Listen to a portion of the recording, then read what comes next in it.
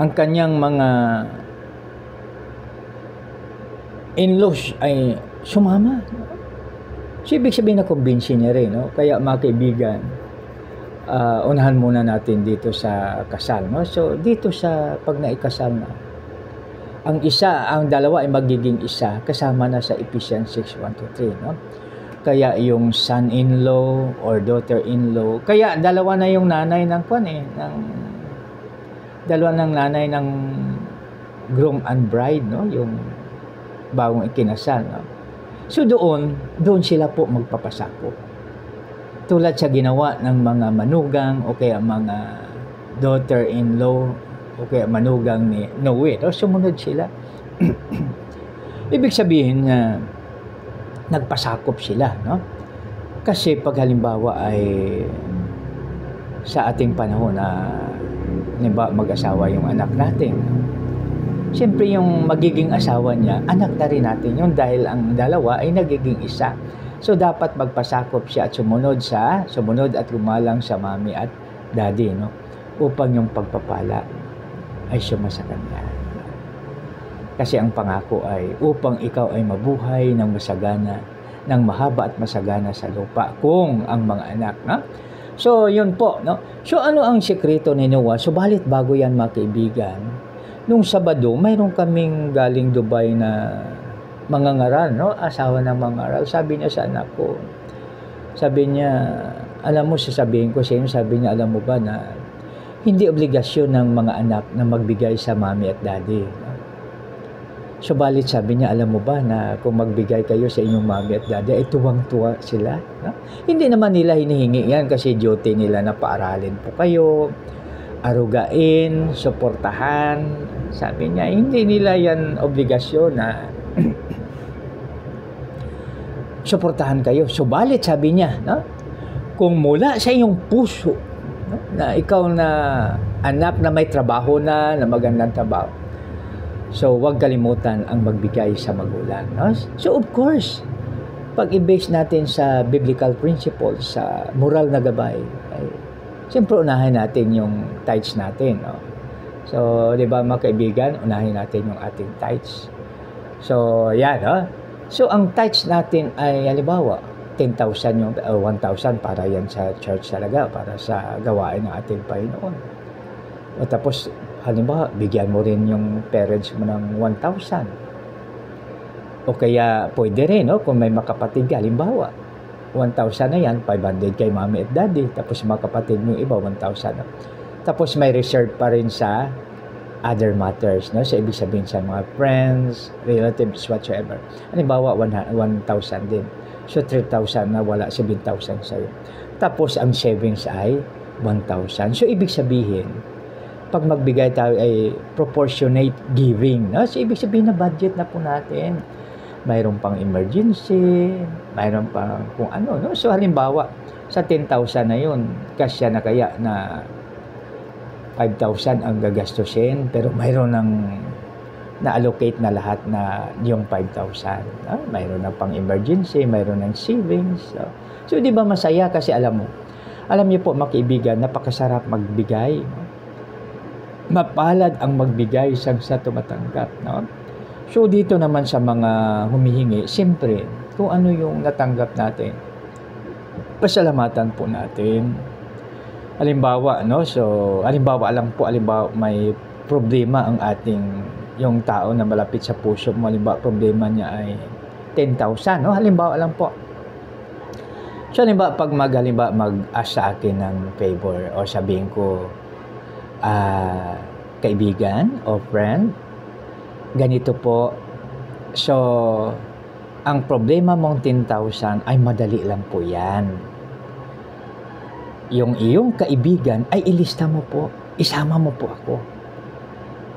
At hiraman mo ng 1,000 bawat isa yung 10. Subalit sabi ko, ang akin ay wag mo nang bayaran to. Ito 1K. 1K po ito. No? So, ibig sabihin, you give proportionately. Tapos sabi ko, basta pag hiram mo doon sa siyam na yun, babayaran mo yun dahil hiram sa akin ito ay augmentation to sa inyo. So, pagpapala po ito sa iyo, no? Kaya, salamat okay Lord na binigyan niya ako ng blessings at ikaw naman ay aking na-bless sa magitan niya, no? Subalit sabi ko, bayaran mo yung bayaran mo po yung inutangan mo para makautang ka ulit kung magkaroon ulit ng problema, no? So, ibig sabihin, multiply your friends at saka bawasan ang kaaway, no? Di ba pag halimbawa may 10 kang kaibigan, no? O friend, kuan mo na 1K, babayaran kita. Yan, di ba? So, ibig sabihin mga kaibigan, madali lang po. Basta ganun tayo. Basta, kasi pag halimbawa hindi natin nabayaran, hindi na yun magpahiram ng kaibigan natin. At saka, ikaw ay parang breach of contract kasi nangako ka eh. Sabi mo, friend ito ay babalik ko. Sabi ko naman doon sa nanghiram. Sabi ko, halimbawa, may sahod ka naman monthly, no? So, halimbawa, halimbawa, ngayon ay June, halimbawa sa July, bayaran mo yung 2, no? Ako wag mo nang, kaya isa muna, no? Tapos sunod na buwan, yung 2, sunod na buwan, yung 2, hanggang matapos mo bayad. So, ibig sabihin yung mga inutangan na yun na mga kaibigan mo, nag-establish ka na ngayon ng napakagandang tinatawag natin na nagkaroon ka na ngayon ng financial stability, no? So, bakit nagkaroon ka ng financial stability? Kasi yung kredito mo sa kanila, ang credit story mo sa kanila ay napakaganda kasi nangako ka at nagbayad. So, yung credit, ano ba tawag yun? Nakalimutan ko yun.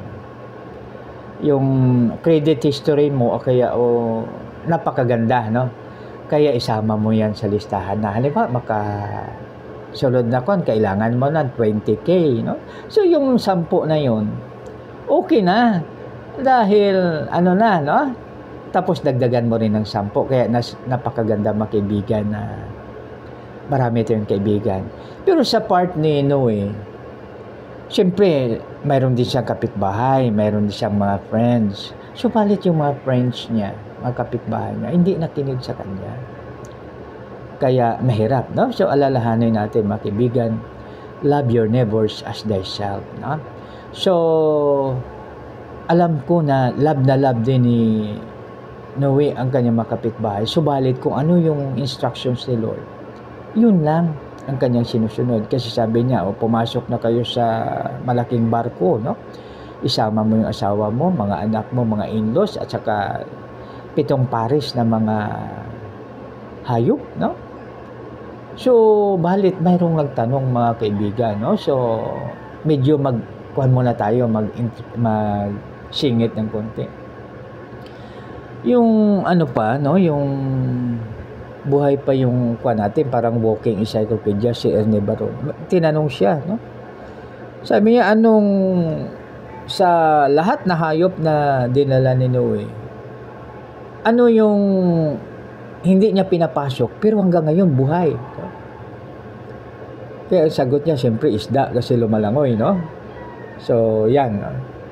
So, kaya ganon.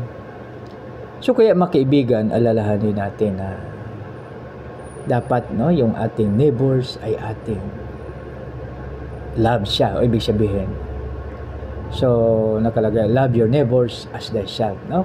Bakit? Kasi kailangan natin sila. Kung may mga kapatid man tayo, kamag-anak malayo sa atin, so yung ating neighbors ang siyang tutulong sa atin, no? So, alam niyo po ba yung experience ng yung abang lingkod na ang aking bahay ay sinisira ko lang, pero parang open siya, yung parang may lang siya, yung parang may grills, no? Pero kahoy ang ginamit ko po. Tapos sabi ko sa kapitbahay, Inday, pakitingin-tingin mo na lang yung anak ko. So yan, no? So yan. Doon sila umiiyak, pero uminto naman sa pag-iyak kasi wala silang kasama, no? Pero nandiyan yung kapitbahay, no? Kaya mga kaibigan, napakahalaga yung ating kapitbahay. Pero sabi ko po kanina, sa part ni Noe, yung kapitbahay niya, of course, okay rin siguro sa Noe sa mga kapitbahay, subalit hindi naniwala sa kanya.